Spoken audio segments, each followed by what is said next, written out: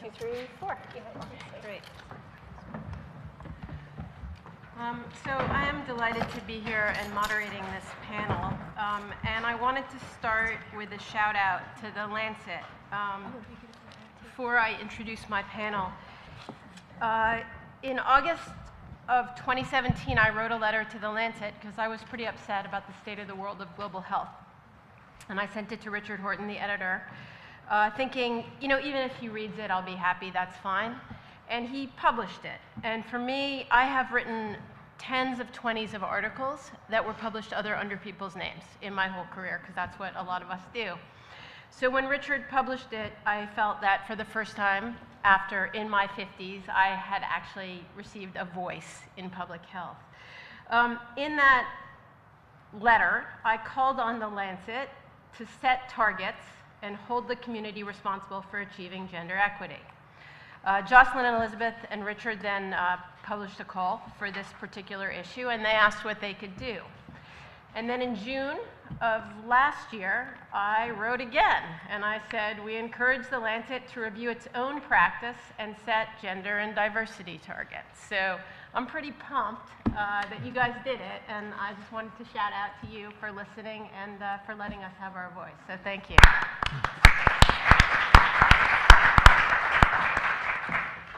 So with that, I'm really pleased to be moderating this panel where we're going to talk about evidence to action, which is what the Lancet has just led by example in doing, and what we need vis-a-vis institutional leadership.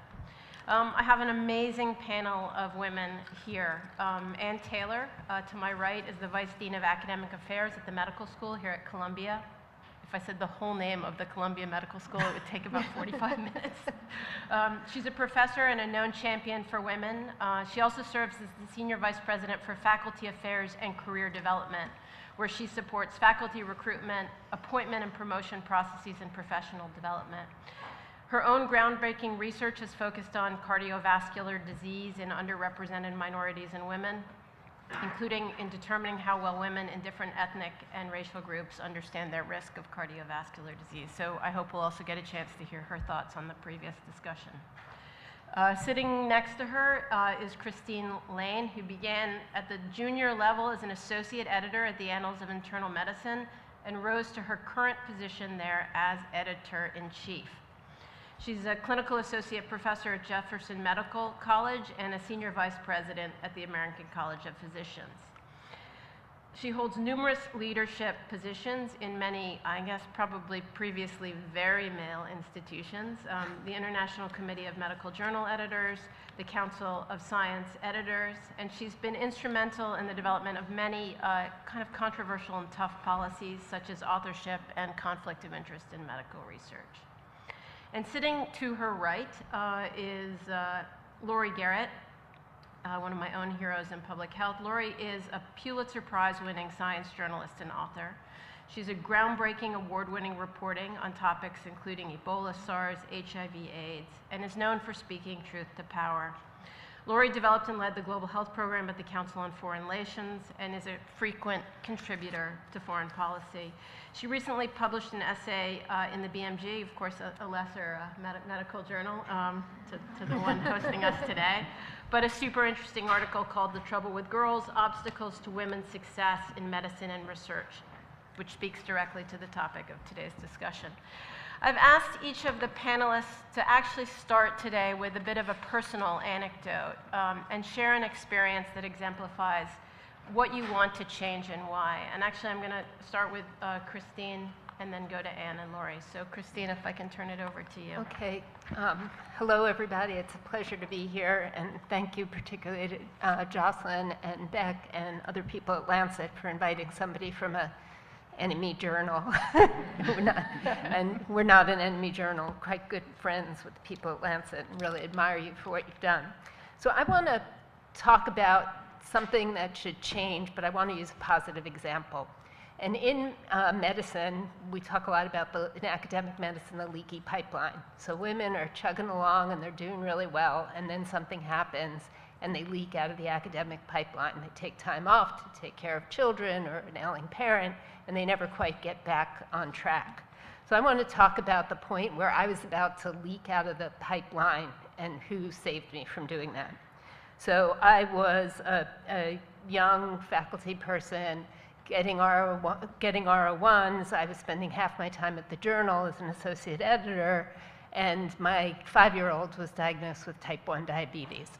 So I was thinking, how are we going to manage this in my family? My husband's a physician in academia. How are we going to do this? And it seemed the easiest thing for me to do was to stop my work at the Journal and just work half-time and take care of my son. And the editor-in-chief at that time was a great man named Frank Davidoff, who, when I went in and I told him that, he said, "Sit down." He said, "You're not leaving, or at least you're not leaving without talking to me." And he said, "Matthew has to go to school, and you're really talented, and I don't want to lose you, so let's figure out how to make this work."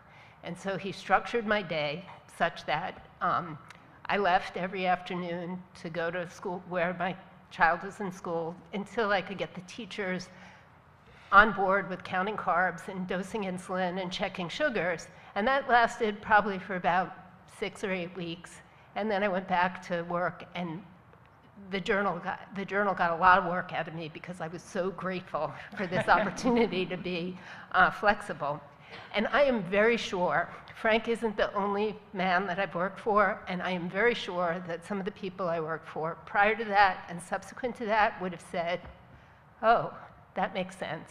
And I would have gone off, and I really would have I wouldn't be sitting here on this panel today had that happened. So I think that what we really need, I think that story for me illustrates what we need are people who are in leadership positions who understand the challenges that women, minorities, and other people have balancing careers in science and medicine with the rest of their life, and to come up with creative solutions for dealing with that. So I'll stop there. Thank you. Yeah. So when I was 16, I had the opportunity to study the cello with a very famous cellist who was a wonderful teacher and a wonderful man, who at that point in his career was quite senior. And my parents were not sophisticated musically, and so I really hadn't had the kind of grounding that a lot of young musicians have. But he believed in me, and so he pushed me to play things that were absolutely terrifying to me. To my surprise each time, but it did not mitigate the terror for the next time, I actually was able to do it. And so I remember sitting with him one afternoon at a lesson with a section of the piece that I could do it, but I was so frightened. Every time I did it, you could just hear the fear. And his response was to make me do it more and more, which only made me more and more panicked. And finally, he took the bow off the string and out of my hand, and he said to me, with this very heavy Russian accent, "Anna, I am not like other men. I believe that women can be fantastic, passionate cellists, but you cannot be a passionate, fantastic cellist if you don't play with courage." And I think this really, at the time, I thought he was talking about the Dvorak concerto. He was really talking about life. And I see this as a moment when there's a lot of courage exhibited by women generally, but in order to do what we really need to do to transform medicine, we need to screw our courage up and make sure that others are equally courageous and move forward. Thank you for sharing that. Laurie, counterpoint. Well, I told my fellow panelists in our prior discussion, I have a problem with the question. Because what I've seen in one meeting after another on this general topic is a tendency by women to internalize the problem. So if you're not doing well in your career, it's because you're not assertive enough, or you're too assertive, so it rhymes with itch. Or you need to give more attention to details and provide more hard number and let the boys do the big analytical sweeping kind of papers, because maybe you're just not good enough for those big sweeping analytical papers. Or you just need to find a better mentor and switch labs or switch which department you're in. I'm sick of hearing that it's all about us. It is a structural problem. It's about the structure. It's about confronting and changing that structure.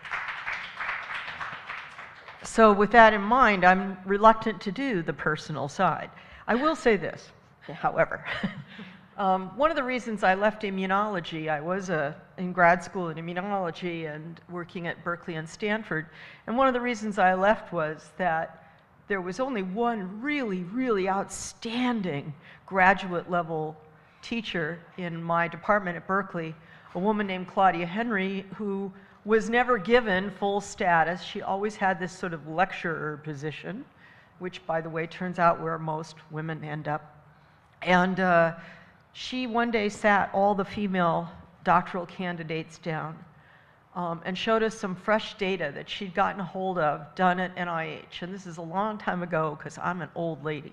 And that data was broken down as follows. It looked at the success rate of grant applications by people with clearly female names, then people with ambiguous names, meaning Stacy could be a man or a woman, or S.J. Jones, you don't know the gender, and then finally clearly male names, it's Joe, right? And showed just astounding differences, very, very clear, and told us, the females in the room, you know, I just think you should know you're going to fight every day of your life. And that if you go into the sciences, there will never be a moment when you can relax and say, I didn't have to fight to get a grant. I didn't have to fight to get a speaking engagement. I didn't have to fight to get the paper published. I can just do it based on merit. And that had the effect of discouraging my scientific career. And I think a lot of women maybe went further than I into their career before seeing it and becoming discouraged as well. Great, thank you. Thank you all for sharing that as we now think about some of the more structural elements. So, despite statements and promises for inclusion, the Lancet has now spoken. The evidence shows we are stuck. How do we turn the needle, break the ceiling, open the floodgates? What's it going to take, particularly when it comes to institutional leadership? We have three incredible institutional leaders here. So, Anne, to start with you, faculty affairs, career development, these are at the crux. How do we create a different picture in the world of medicine by 2030? What's it going to take? Yes, thanks very much, Nina. Just for a moment, I want to add to Terry's welcome and extend my personal welcome to Columbia, which has been my academic home for 11 years. Dean Goldman, though was unable to be here, asked that I convey to you his complete commitment to the goals of this conference. So I am extraordinarily honored to be able to share in this vitally important work on which this conference is focused. We are really, so I've been in academic medicine for 35 years. We're in an amazing moment in the history of science and medicine in which we have the opportunity at this time to reshape and transform the culture, the climate, the processes, values, behaviors, and assumptions that have significantly disadvantaged one half of our workforce. This is a long duration, old problem, but I do think we're in a pivot moment. Medicine and science has not really enjoyed the full intellectual power of its workforce, and we have to change this for ourselves. Firstly, for future generations of women, for the advancement of science and medicine, and ultimately for the benefit of society. As we have seen in this special issue of the Lancet, to accomplish this transformation requires a focus on a broader range of factors that influence careers in science and medicine, including and especially how the lived experiences of women differ from those of men. Universities are places where the most important work of academic medicine and science is done, so really honest self-reflection on the part of the profession to identify factors that impede the successes of women and minority faculty, I might add, prevent the achievement of our goals of equal opportunity for all. In addition, as we have learned today, we also have to collaborate with the external organizations that powerfully influence academic careers, such as journals, research funding agencies, professional and honorific societies, to similarly consider whether their standard practices might also contribute to these ongoing inequities. All of us have to be deeply committed in both word and deed to the goal of equity in all aspects of medicine and science for women and for minorities. So I would say I've been in academic medicine for 35 years, and I've absolutely loved my career. I've loved patient care, I've loved the research aspect, and at this point in my career, I actually am very passionate about changing the way careers are experienced and the opportunities, particularly for women and minority. So the beauty of careers in academic medicine and science is there are lots of different kinds of work that are essential in the field and that are deeply satisfying to those who embrace these careers. So superb research, scientific research, the application of new knowledge to patient care by expert clinicians, public and global health interventions that change the health outcome for populations, innovations in education, healthcare policy, management strategies, and many others. Women absolutely must have the right to choose any of these, as well as any other STEM career path, and be unimpeded in their work in the ways described in this edition of Lancet. So my charge was to talk about creating a different picture in the world of academic medicine for women by 2030. So I'm going to talk a little bit about what we've done at the Vagelos College of Physicians and Surgeons, and I'm just going to call it the college from now on, to support the careers and lives of our women faculty, and then briefly touch on some additional thoughts on approaches to improve equity that will require broad collaboration with other organizations of importance to the development of academic careers. I want to especially thank and credit our college Dean's Advisory Committees for women and diverse faculty that have been very creative and thoughtful in providing recommendations to the Dean for actions to promote equity at the college. And I also want to thank the University Senate Commission on Women, sitting there in the third row, who have also been partners in this work. I do want to re-emphasize, however, that medical schools alone cannot accomplish all of the changes in academic medicine needed to achieve full gender equity and opportunity, as well as freedom from bias and harmful behaviors. So to tell you a little bit about what we've done, I'm going to divide the recommendations into three general areas: policies and procedures that support equity, programs that women find helpful in career development, and issues in organizational climate and culture that have disadvantaged women faculty for many years.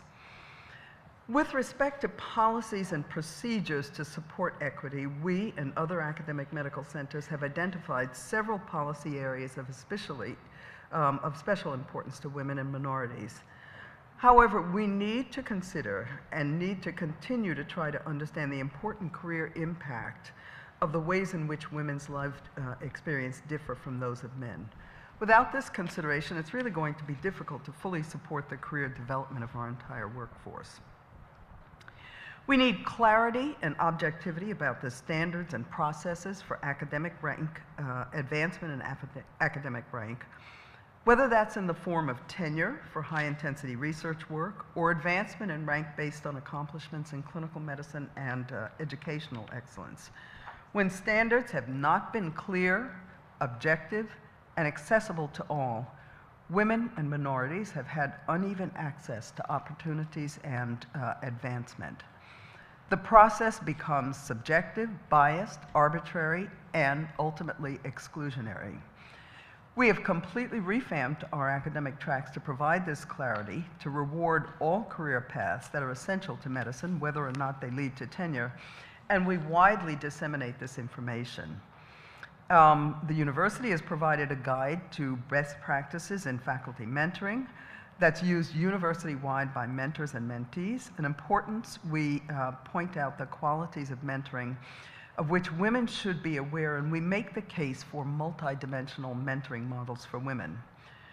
We've been deliberately attentive to be sure that women are plentifully represented on our decision-making committees and roles such as promotions committee, where they make up 50% of members, as well as 50% of co-chairs, faculty leadership roles within the dean's office, 41%, honors and awards committee, 50%, and at the department division director vice chair roles, 30%. While we have not been as successful as we wish in the appointment of department chairs, at the current time only 3 of 27 of our department chairs are women, nonetheless, of the last 5 new chair appointments, 2 were women and 3 were men. I can say also that there are 3 open chair searches and that 3/4 of the finalists in these open chair searches are women. We recognize that securing high-level appointments for women continues to be one of the most persistent challenges, not only at our medical school, but across the profession. And we're fully committed to seeing more progress on this front. There is both university and dean's office funding to support the recruitment of outstanding women and faculty of color. However, there is one particular challenge in recruiting women faculty, particularly those at higher rank, that's experienced across academic institutions, and this is the dual career problem. Women leaders in medicine generally have partners of equal rank and stature, whether in medicine or other professions, so the recruitment becomes complex by needing to find not 1, but 2 equivalently high-ranked positions. There is ample data to support that when the risk of failures in these types of recruitments is higher than for other recruitments. We're confronted by this problem. It's going to continue to be and to become more the norm, and we just simply have to find better solutions. Columbia University has, like most institutions, a guide to best practices in academic searches, and our searches conform to these guidelines. We monitor important parameters of equity, including advancement with or without tenure, and most importantly, equity and salary when we measure all variables that influence salary, including research, grant support, clinical workload, educational work, and leadership and administrative appointments. We now, for the first time, have mandated faculty activity reviews to be sure that career advice and opportunities are communicated equitably to faculty. In the past, when this was left to the discretion of individual academic units, again, selectivity and imbalance and inequities and exclusions in advancement were quite uneven. I think of particular importance to women faculty. We've introduced a 13-week paid family leave benefit for new parents, and the university, like many other universities, offers up to a 2-year extension of time on the tenure clock for child care.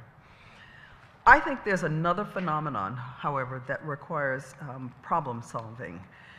And that is, oftentimes women may take a step back, a temporary reduction in their work lives for child or elder care responsibilities. When these women return full-time to the workforce, it's very, very difficult for them to return to leadership pathways. The result is that we don't benefit from having a very broad leadership pool, and for women who are unable to step back in and achieve what their goals and their dreams and aspirations are, leads to dissatisfaction.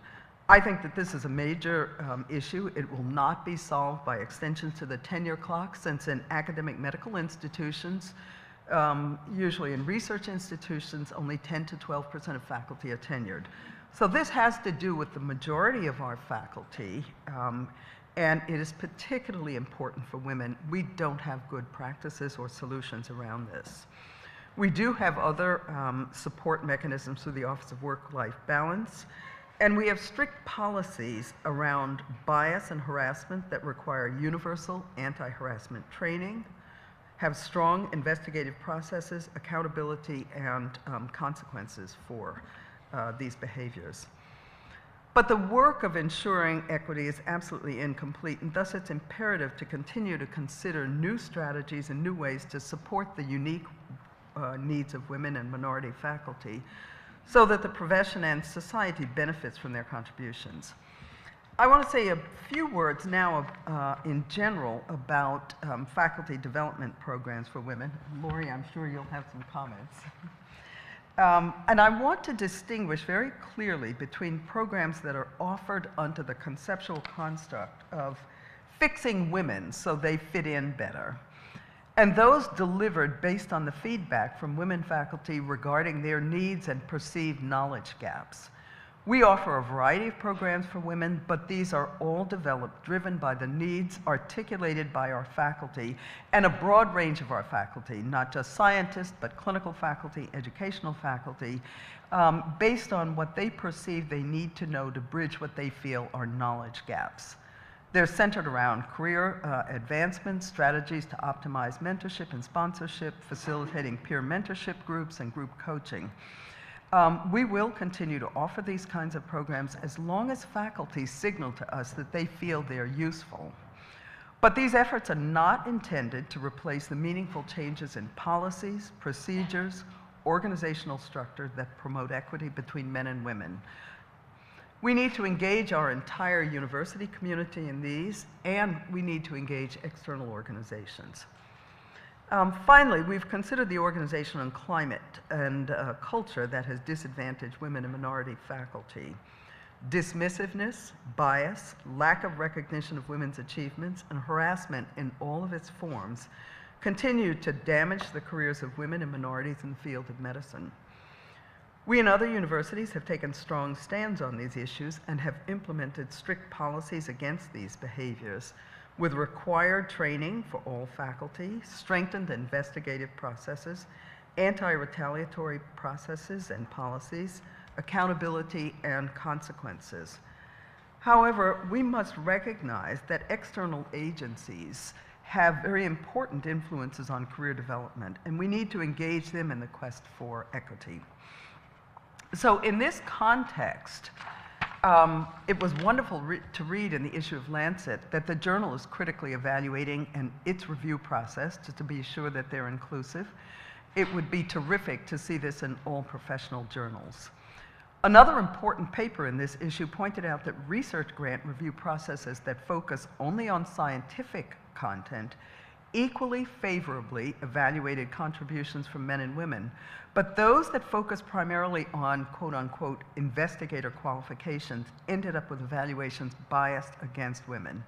This points to the need for funding agencies to thoroughly reassess their review processes. Scientific societies, professional and honorific societies also needed to be committed to the inclusion of women and minorities in their hierarchies and in the benefits that they confer, because participation in these external organizations is crucially important to faculty career development. And finally, I want to especially extend the call for partnership to funding agencies, professional societies, and honorific societies to join universities in strong policies and consequences for the unacceptable and incalculably damaging behaviors faced by women and minority faculty in science and medicine. So again, my thanks to all of you. Thank you, Anne. Thank you very much. Christine, Anna's brought up a series of issues that clearly you deal with on the day-to-day, and particularly given your role in publishing bias, attrition, all the things that you've written about and spoken about. Can you give your thoughts on what we now have evidence? What are the leadership actions from your perspective it's going to take for reform? One of the things I wanted to mention is that in Annals of Internal Medicine in the spring, the American College of Physicians, which is an internal medicine physician professional organization, but the second largest physician organization in the US, put out a position paper on achieving gender equity in physician compensation and career advancement. And I just wanted to list some of the recommendations from that position paper, and it's really gratifying sitting here listening to Anne that there's a lot of agreement between what Anne and her colleagues are doing at Columbia and what the American College of Physicians is recommending. So there are 8 recommendations. The first one is equity in compensation and broadening compensation to include things like administrative support, laboratory space, research assistants, clinical assistants. You know, in clinical medicine, do only the men get scribes to help us with the electronic health record, or can women get scribes too? And to have the compensation based on comparable work, competency, and career stage. The second one is to have transparency around that equity, so transparency of compensation and routine assessment by all organizations that employ physicians, whether they be large physician groups or big academic institutions or pharmaceutical companies or funding agencies to routinely look at what men and women are paid. So not transparency about what every single person makes, but at different career stages so that people can look at that, and if they're not being paid equitably, can be aware of that. The third one is universal access to family and medical leave. The ACP is arguing for at least 6 weeks, so Columbia is more than twice as generous as the ACP is recommending that institutions do. And not have that family and medical leave be only for women and only for the reason of childbirth or child care. To develop programs in leadership development, negotiation, and career development for all physicians, particularly for physicians in training, and to have those programs be known to everybody, not just known to some who may be in more advantaged groups. And then recommended steps to increase the number of women in leadership positions with programs in mentorship and sponsorship, coaching, flexible pathways to promotion, and requiring women as job candidates and search committee members for leadership positions, and to assure diversity not only of gender but of ethnic diversity and age diversity on search committees for leadership positions. Calling for more research on the barriers to equity. I think we can hypothesize about what some of those barriers are, but we need more research, and research that's done by some of the people in this room. And the last one is just to have zero tolerance policies on sexual harassment in the organizations that employ physicians. So I think, it seems like people at the ACP must have talked to Lee Goldman and Ann Taylor and about what was doing, but there's a lot of agreement between these things. I think one of the things that we have to do, and what I worry about, is this position paper sounds very nice. It includes case studies of little vignettes that might happen and how people might handle them in a better way that achieves more equity. But I do worry about how do you put these words into action in the variety of institutions that employ physicians and other scientists. Speaking about the journal, our peer review is blind, not in that we don't know who the peer reviewers are, our authors don't know who they are, but we don't collect information on the gender of our reviewers, and when we're selecting our reviewers, we're going by their areas of expertise and and not by their names.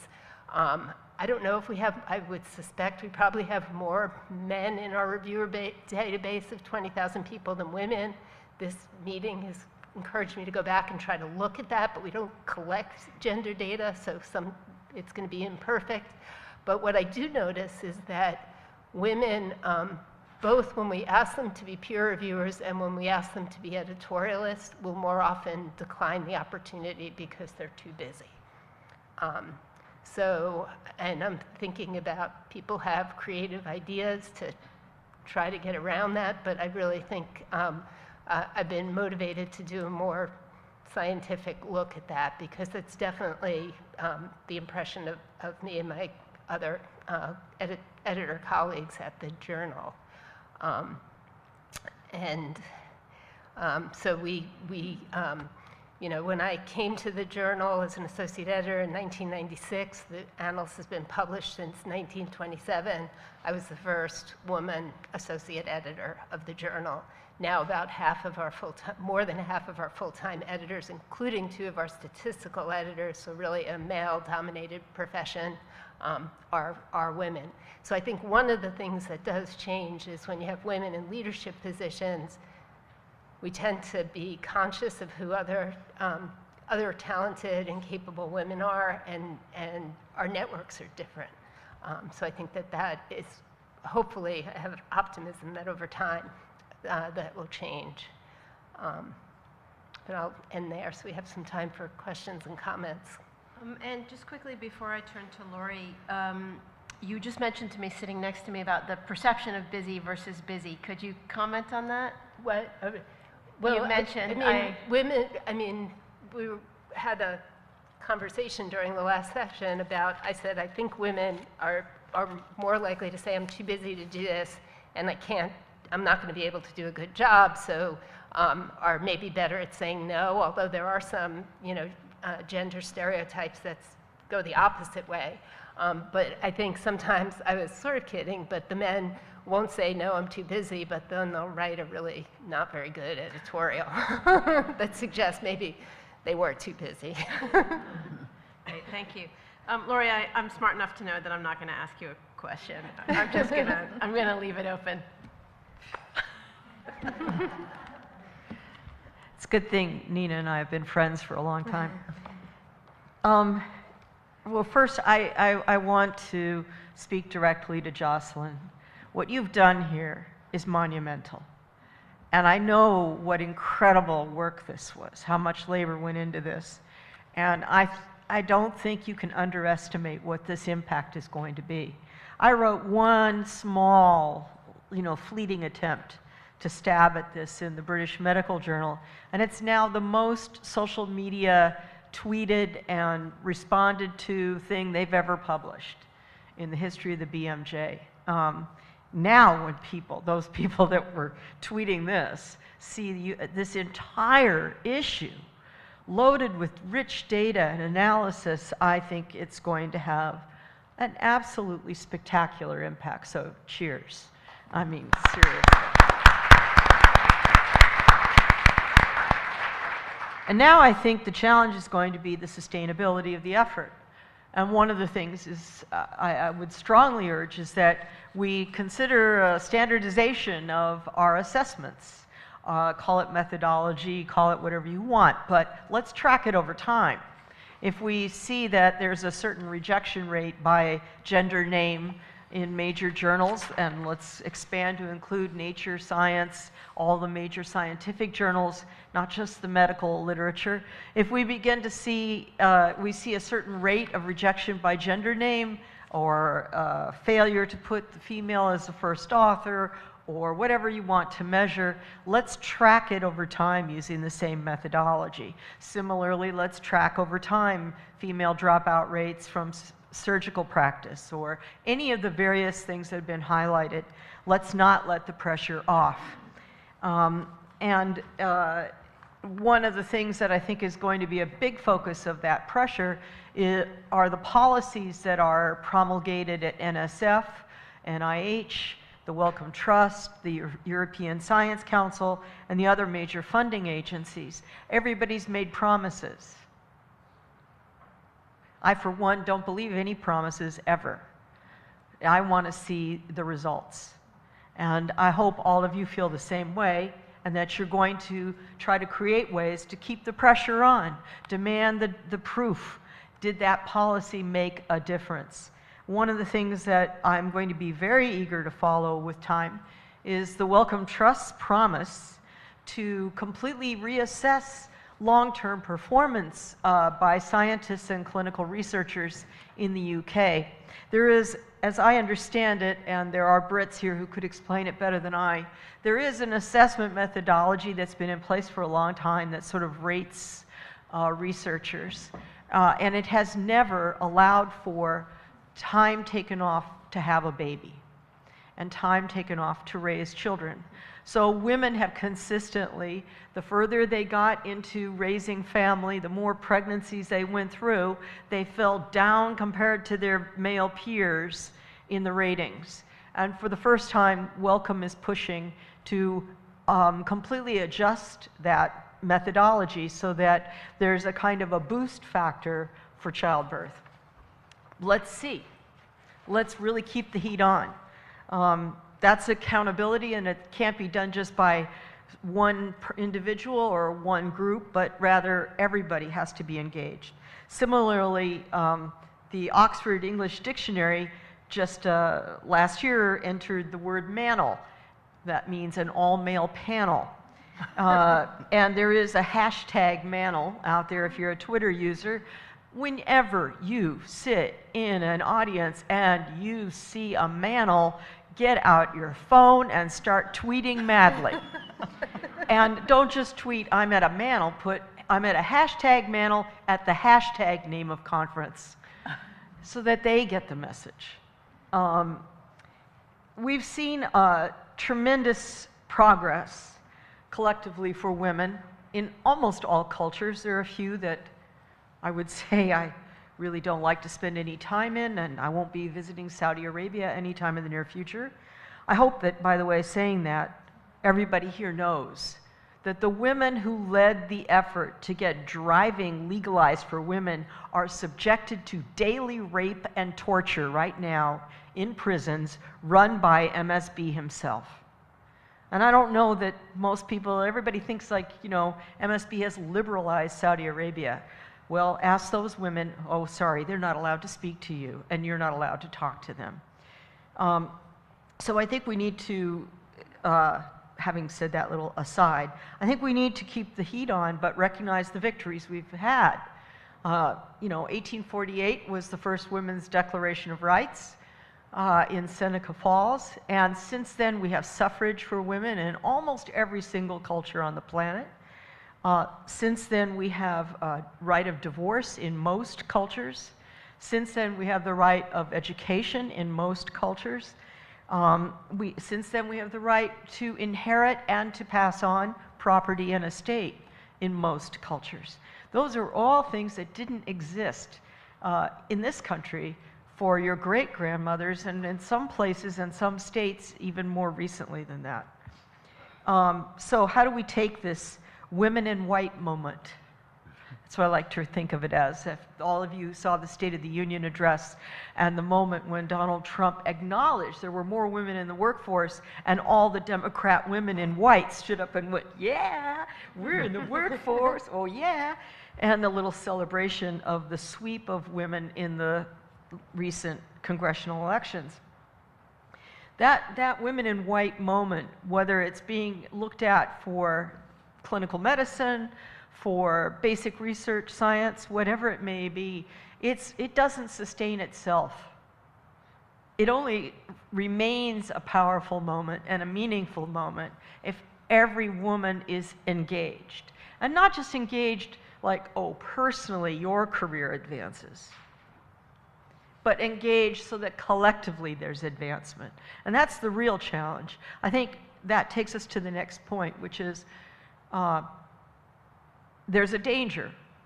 And any time that there's an effort to advance the situation for women in professional class, that you will be perceived as keeping down men and women who are not of your race or who are not of your professional stature. There's a word I haven't heard once today. What word is that? Nurse. You all hold nurses in disdain? No. But you don't consider them your peers. And yet, look at nursing, an overwhelmingly female demographic. And yet, when it comes to chief of nursing, the average male chief of nursing in the United States earns $132,700, while the average female chief of nursing earns $127,047. Why? And why aren't physicians as outraged about that as they are about issues related directly to MDs? There needs to be a greater sense of broadening who's being fought for, so that it doesn't come across as elitist and biased towards dominant racial group or ethnic group.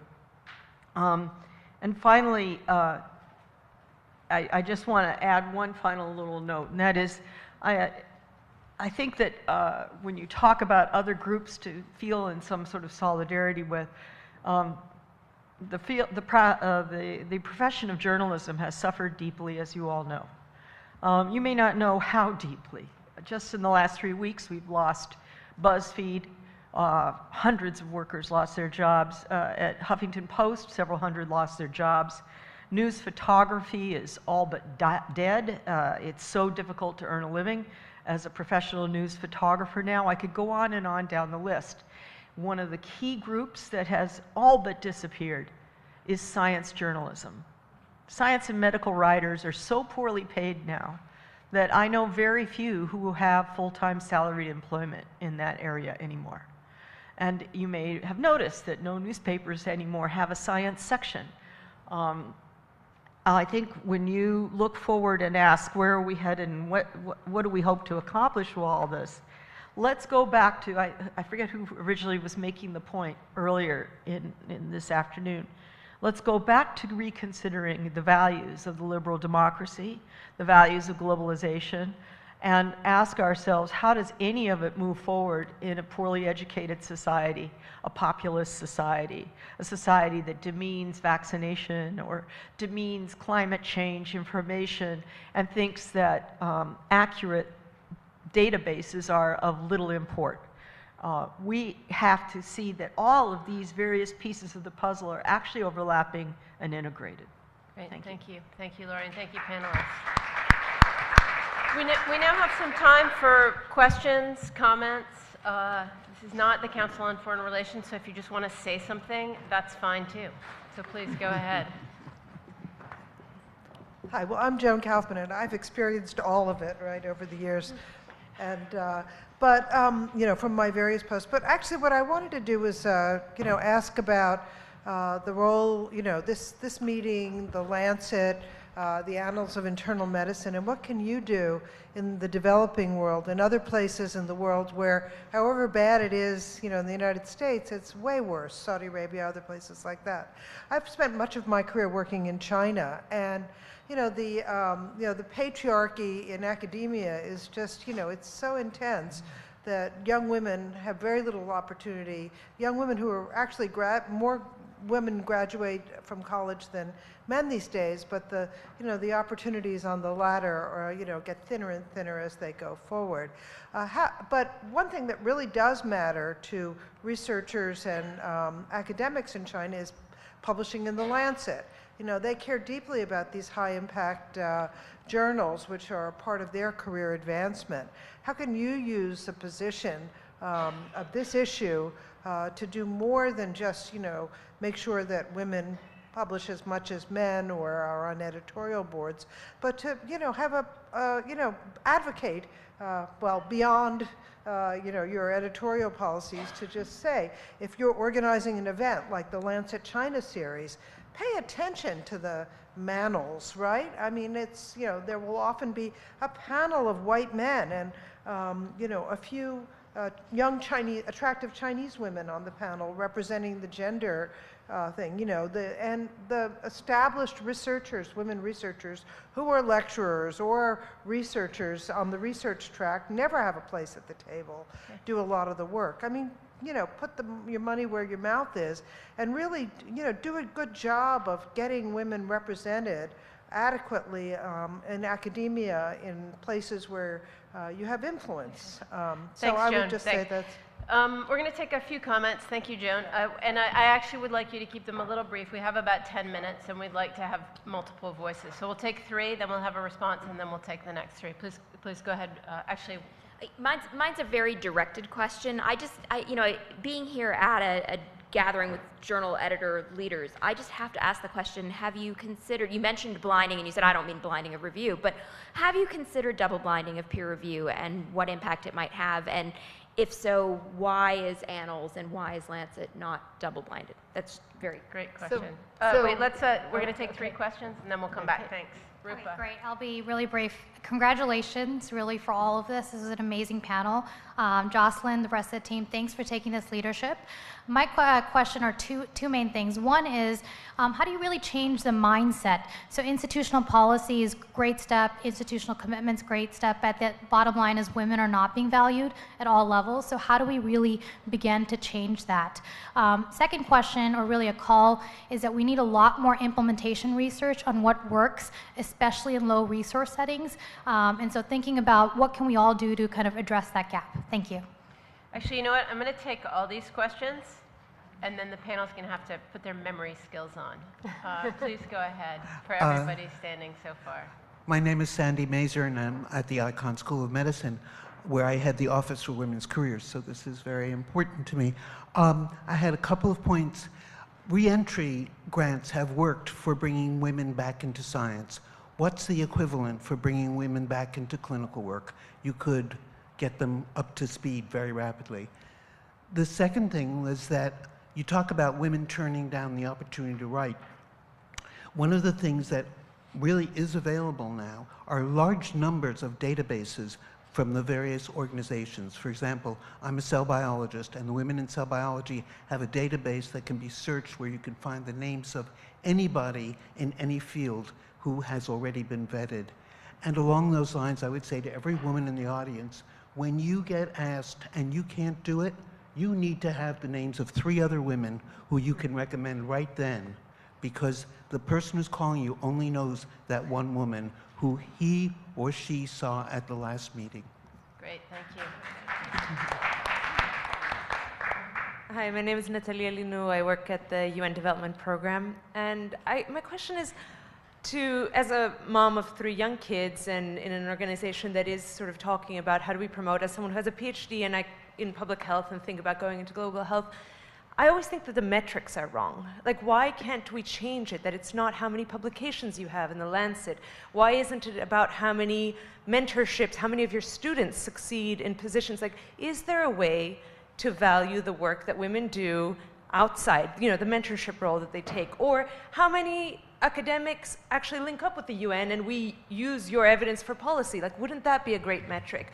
Like, why can't we change, rather than evaluate us side by side on the old school metrics and say, oh, you left because you have 3 kids, think of new metrics that maybe don't take the same time. And so this is a challenge, especially to those of you in sort of the deans or in other positions. And for the journals to also say, yes, we are not everything, and we shouldn't be everything for your future. Great. Hi, my name is Katie Holland. I just wanted to first say thank you for a fantastic panel. It was really great. Just looking around the room, the demographics in this room, I bet are a little different from the circulation of the Lancet in New York City. So I just wanted to hear your opinions. What do we need to be doing something different? Should there be more men in this room, or is it our turn? Final. Great. So, Thanks, my name is Janine Darmiento. I'm the chair of the Commission on Status of Women that Anne had referred to. And Dr. Taylor had outlined many initiatives that have been implemented for women over the past 10, 15 years. And as the data shows, and as our article, which is published in this issue, shows, women have not improved in their leadership positions at our institution and across the country. So I would like the people here and in the room to think about alternatives to, mentoring of women, workshops on, negotiation. We have at Columbia one of the best backup care, child care programs that you can think of, and yet our data has not changed. And you can read that in the issue, but I would like us to think outside of the box, because it's not. Whatever we're circulating around again and again seems not to be working. Can you guys handle one more question? I'm making a list. I'll help, and then we'll close the questions. And It's we'll just come back. comment. Steffi Woolhandler. As the mother of 2 daughters, who are both in medical training right now, I'm really shocked to hear how totally toxic the academic medicine environment still is for young women. It was that way when I went to medical school a couple years ago, but today in several different settings, it's just amazingly toxic, competitive, hostile, bullying, sometimes overtly sexual harassing. And these are major medical schools and major institutions where many of us work, and we have an obligation to start fixing that. Great, thank you so much for that comment. All right, Anne, a couple questions to you. Reentry grants, toxic environment. Yeah, so toxic environment has been a part of medicine, science, and in fact, as we've learned, and it's been focused, all of our attention has been focused on it, is a phenomenon across industries, all kinds of professions. We just have to continue to have the courage to loudly protest, to shed the fear and the shame that's associated with this. And we have to force, institutions, organizations have to commit to making real consequences for this behavior.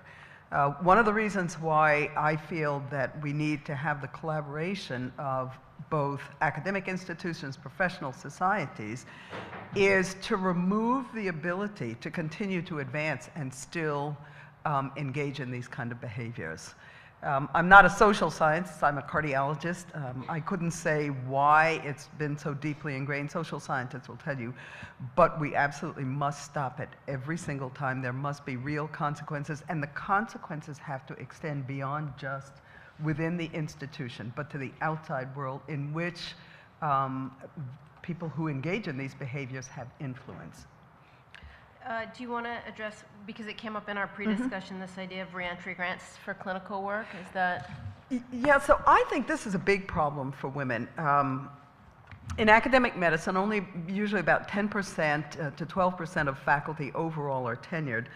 And tenure is for a high-intensity research program. So there are mechanisms to prolong the tenure clock for researchers, although I have my own thoughts about whether that's fully effective or not. But there is no mechanism for faculty who step away from either clinical work or administrative work to come back. And I think someone provided the example that when you come back, you are older than the peers that you would be competing with for entry administrative and leadership positions, and you are underaccomplished to be competitive with those who would be at the same point from training that you are. We have to start to account for those years spent on child care, elder care, family care, and build that into some sort of system. We can't just say, well, you know, she's been doing nothing but taking care of children for 10 years, and that just doesn't work anymore. And I think that gets at the metrics question raised as well. Thank you. And Christine, the double-blinded question is straight to you. Yeah, so thinking about this,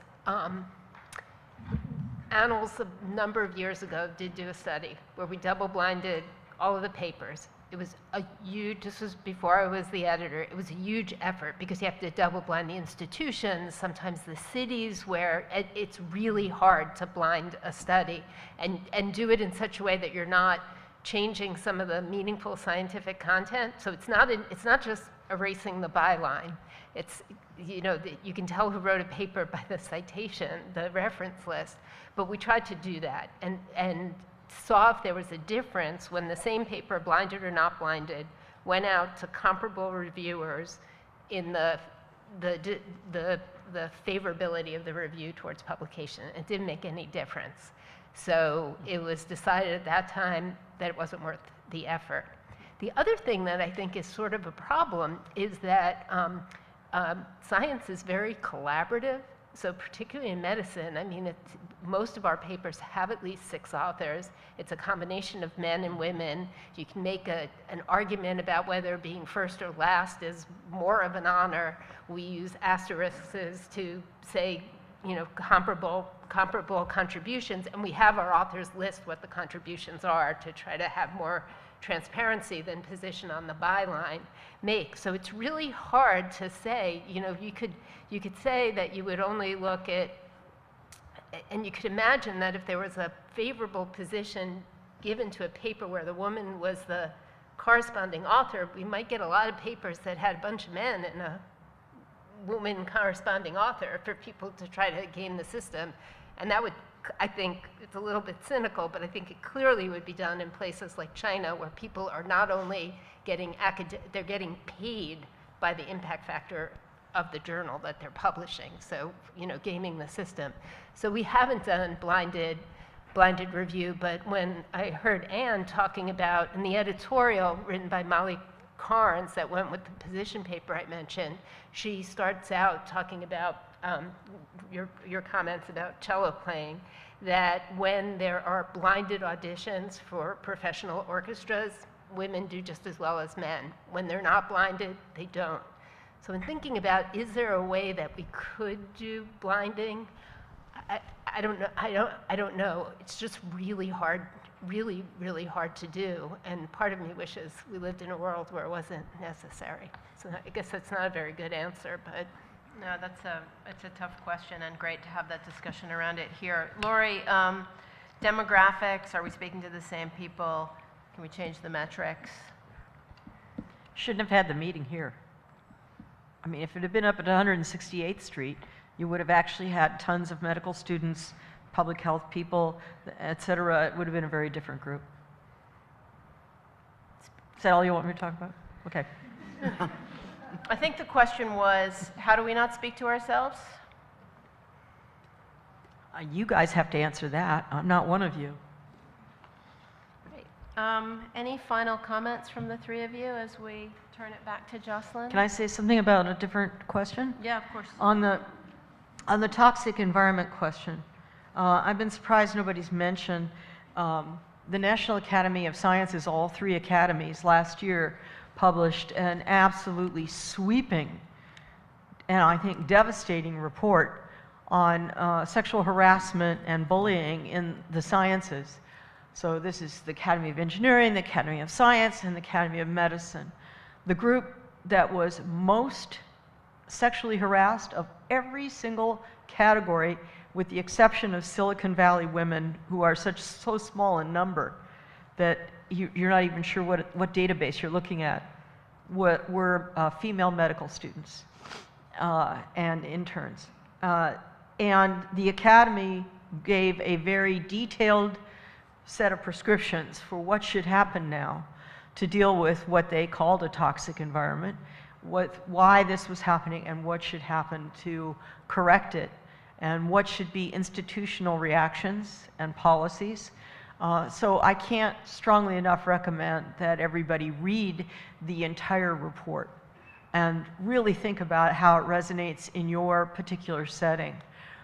Because it's probably the single most thoughtful and detailed attempt to analyze this I've seen anywhere, including looking at harassment in entirely different, on Wall Street or in other professional categories entirely. And one of the things they highlight in it is that there are two unique aspects to science and medicine that don't translate exactly across the board into other professional pursuits. And one is this intensity of mentoring, which is all the more true for graduate students in the sciences compared to medicine, and the necessity of the female to accommodate her mentor, which could include taking massive amounts of bullying, abusive language, and even sexual assault. And the second was an inherent belief of superior male intellect in key fields.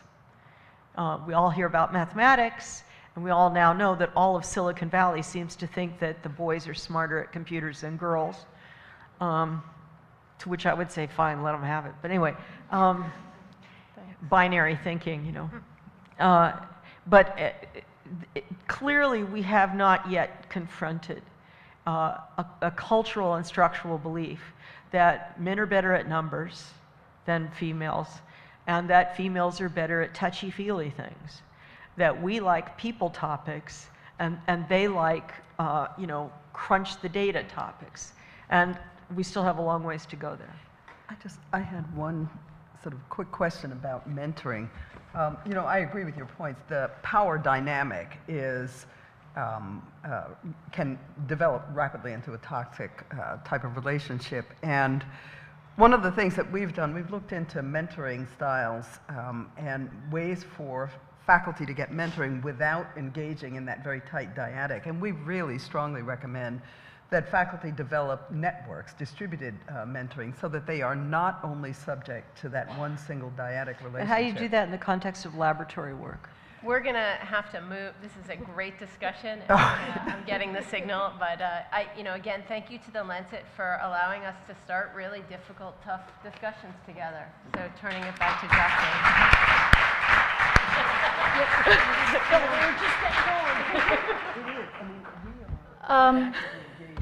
Thank you. That was fantastic. But as a professional editor, I'm obsessed with precision and meaning, and I want this meeting to end on time because this is what we promised, and I know people have other commitments, and never mind, there's wine and non-alcoholic beverages in the next room.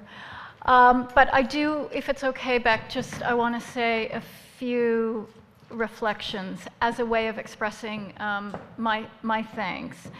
And I feel I need to make a remark about what Laurie was telling us at the end of the panel. I think this is actually a really important issue and topic to end on, because the fact is that if women are unable to work in environments that are free and safe from harassment and abuse and the threat of violence, women aren't going to advance in these careers at all. And this is the perfect example of how a fixing women approach is not going to work. Clearly, it is not about fixing women if they are at such an increased risk of harassment and abuse compared to men. And I think that what we learn today is that this is a bit of a reality check, that we live and work in broader cultures in which women are deeply disadvantaged compared to men across sector and across age and ethnicity, etc. So I really, really appreciate the tough talk, Laurie, thank you, and a reminder that at the very, very basics, we must ensure that women are free of harassment and abuse in the workplace. And there's no solution to that except for institutional policies and change within our cultures. My other reflection, and again, this is just a way of saying thank you to you.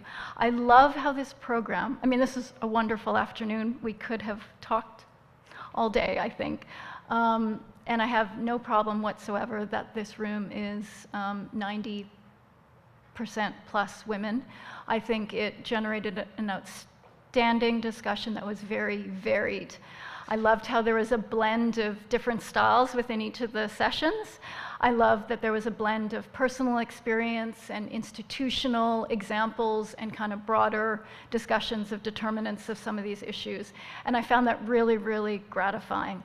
So I hope you enjoyed the discussion as much as I did, and that this will, for our theme issue at least, give you some encouragement to really dive deep, look at the breadth of content that we've published, and feedback to us about what you think, what you want to see next, and what we should be doing moving forward. So thank you again to Columbia, to the Helmsley Trust, to Beck and Aaron from the Lancet, everyone back in London on the Lancet team who helped make this possible. I'm absolutely thrilled that you all came and very grateful for your participation. Thank you.